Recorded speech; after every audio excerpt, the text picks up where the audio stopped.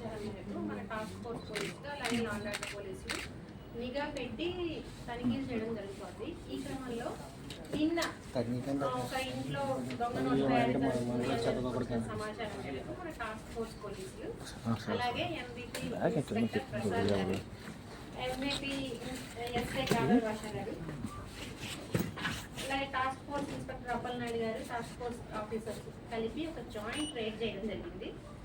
ఆ ప్రదేశంలో ఎంబీపీ కాలనీలో ఎంబీపీ పోలీస్ స్టేషన్ లిమిట్స్లోని ఒక ప్రదేశంలో తనిఖీ చేయగా ఒక శ్రీరామ్ ఎలియాస్ గుప్తా అన్న ఒక వ్యక్తి మనకు పట్టుబట్టడం జరిగింది.